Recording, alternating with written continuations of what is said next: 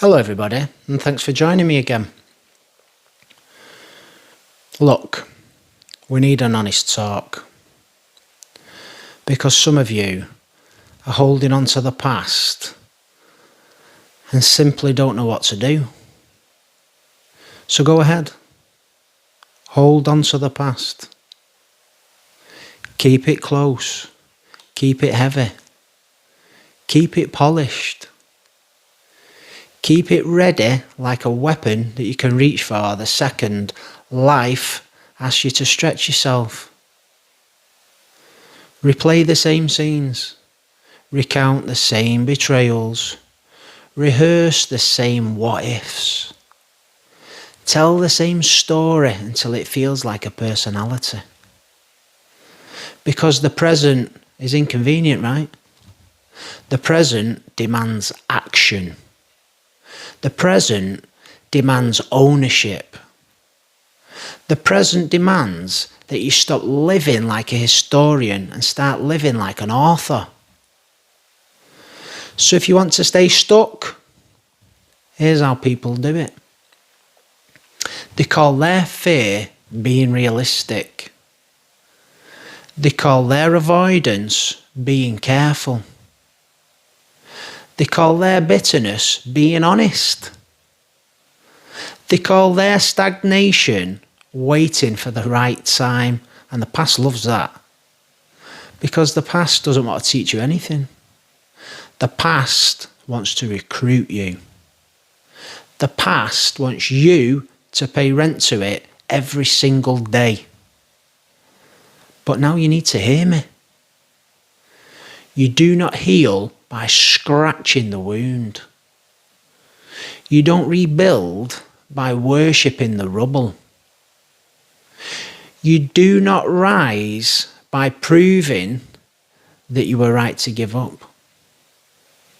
You rise by meeting life in the only place that it can be met. Right here, right now, in the present moment. You've got to understand.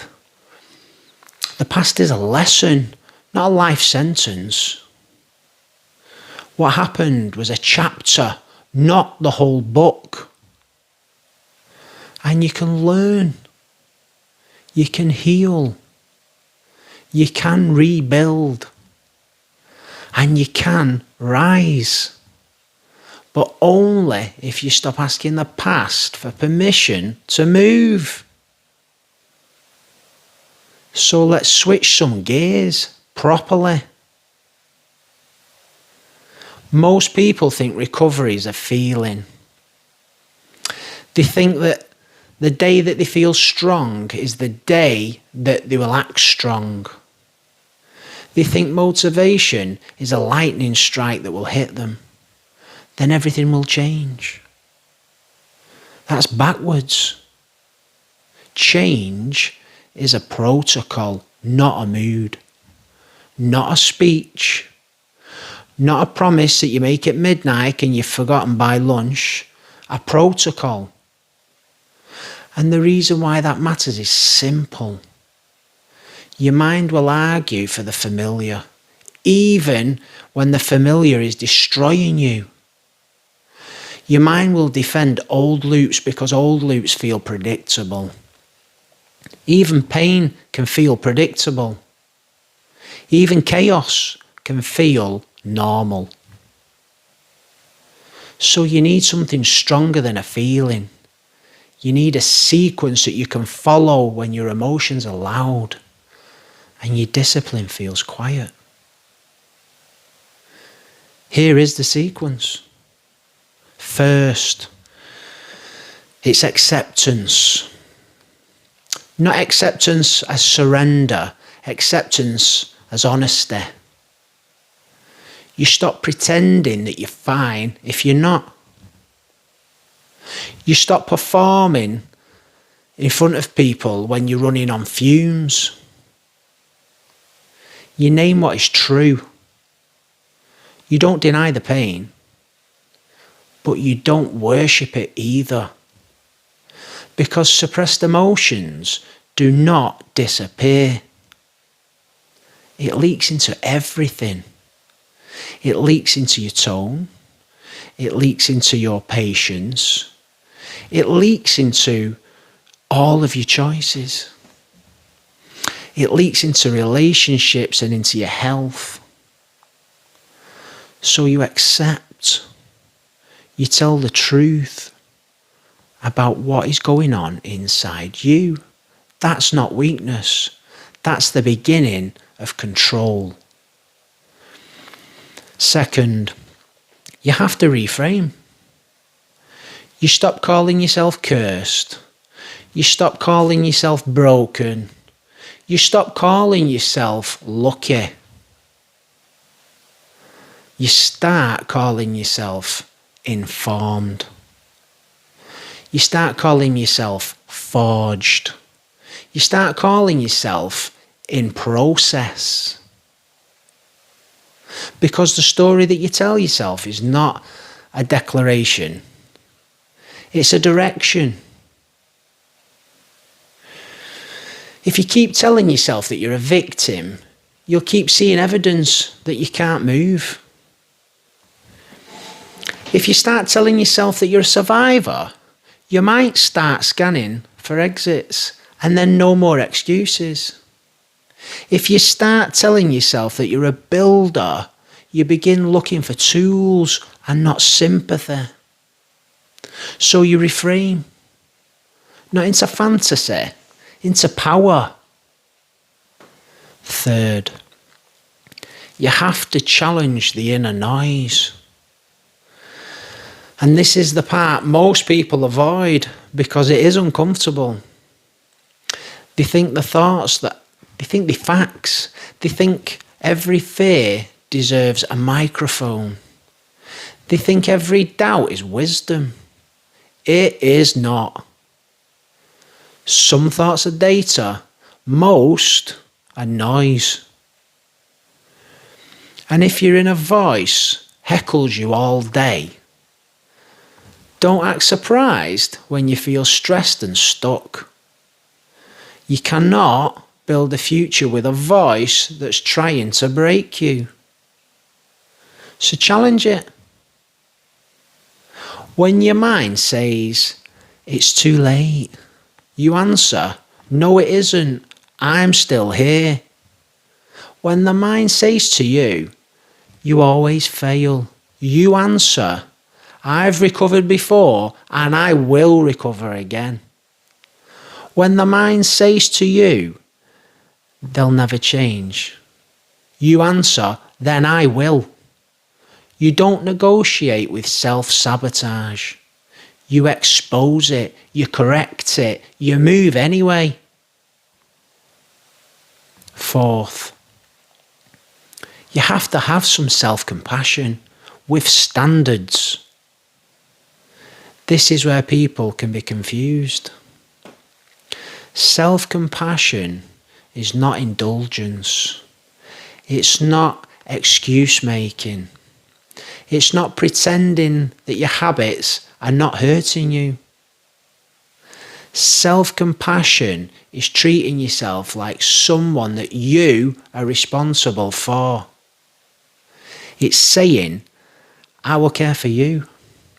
And also, I will not let you ruin your life. So you speak to yourself with respect. And you hold yourself to a standard. You stop self-hatred because it's not effective. And you stop self-pity because it's not productive. You choose steady leadership over emotional drama. Fifth, find meaning. Pain becomes lighter when it becomes useful. Not because it was good, not because it was fair, but because you refuse to let it be wasted. Meaning looks like setting boundaries that you didn't have before. Meaning looks like wisdom that you didn't earn the easy way. Meaning looks like a new mission. Meaning looks like a decision that says, this ends with me. And the hard truth is this. Some people never turn pain into meaning. They turn it into a personality. They turn it into cynicism. They turn it into a permanent excuse. Don't do that. Do not turn the worst thing that happened to you into the thing that controls you forever. Make it a lesson. Make it a tool. Make it a turning point. 6. Gratitude is a must. Not the fake kind. Not the performance. Not the forced smile. The practice. Because your attention is your life. And whatever your attention keeps returning to becomes your world. If your attention lives on what is missing, you will feel poor even when you've got enough. If your attention lives on what hurt you, you will feel unsafe even if you are safe right now.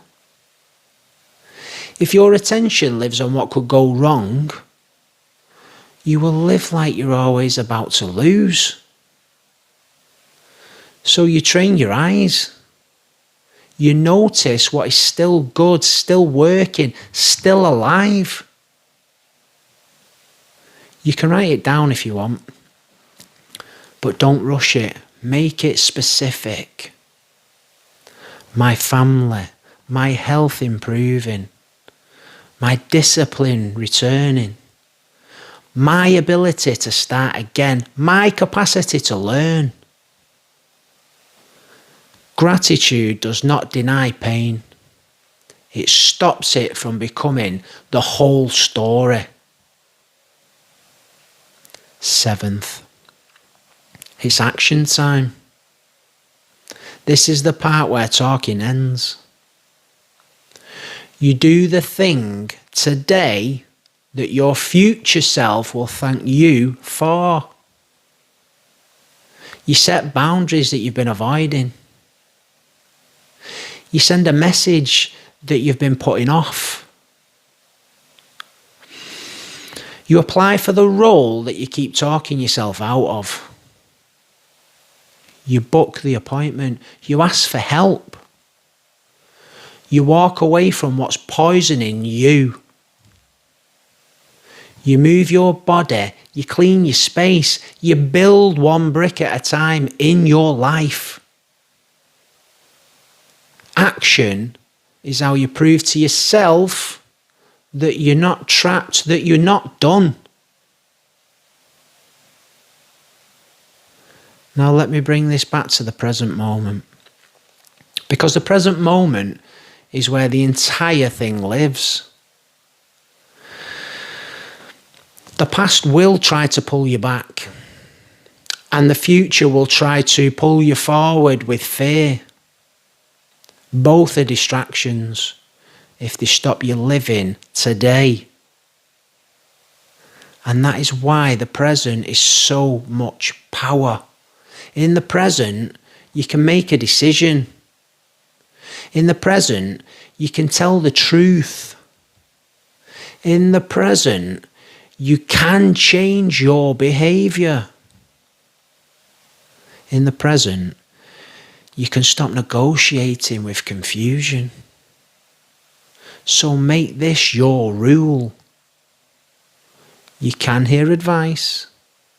You can consider opinions. You can take feedback. But you do not override your own internal signal to make somebody else happy. You do not silence your instinct to avoid conflict. You do not betray yourself to look easy to handle. Because every time you betray yourself, You're teaching your nervous system one lesson. You can't trust me. And every time that you keep your word to yourself, you teach it the opposite. I will protect you. That is how self-trust is built, not in speeches, in repetitions.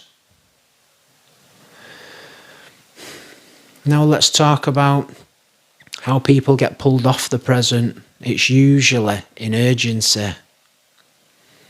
Urgency makes bad deals look like opportunities. Urgency makes unhealthy people look like soulmates. Urgency makes pressure feel like love. Urgency makes you rush your yes. So slow your yes. Watch for mismatch. If the words are kind but their actions don't match, believe the actions. If somebody says they respect you, but they punish your boundaries that you have set, believe the punishment. If somebody says they want peace, but they keep provoking chaos, believe the pattern. Notice the aftertaste. After you agree, does your life feel lighter or does it feel smaller and trapped? After you say yes, do you feel steady or do you feel depleted? After you leave an interaction, do you feel clearer or do you feel more confused? And when you're choosing, ask yourself 3 questions and answer them honestly. How do I feel if I stay? How do I feel if I leave? How do I feel if I tell the truth? Follow the option that brings real relief, not temporary comfort. Because let me tell you what is absolutely true. Your story is not over. You are not finished. You are not stuck. You might be paused. You might be tired. You might be carrying a lot, but you can still move forward. And if you're waiting for the perfect moment, I will tell you what that is. The perfect moment is the moment that you stop waiting. It's now. So meet me here. Not in yesterday. Not in the fantasy future. Here. If you've been holding on to your past like it's proof of who you are, let it become proof of what you've survived. If you've been letting regret run the day, let today become a receipt that you can change for new direction. If you've been living like your life is already decided, make a decision that proves that it's not. Acceptance, reframe, challenge the noise. Self-compassion with standards, meaning, gratitude, action. That's the protocol. That's how you meet me in the present moment. And let me tell you something that matters. Your life is happening now. Not when you feel ready. Not when you feel confident. Not when everyone understands you. Now. So stop waiting. Meet me here. I'm waiting.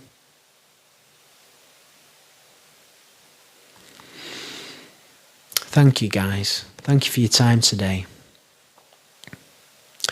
Press the bell, guys, if you want these lessons to keep finding you. I'll teach you the steps and I'll help you turn them into real change. Because, my friends, this is the way. You take care. You stay blessed. Namaste.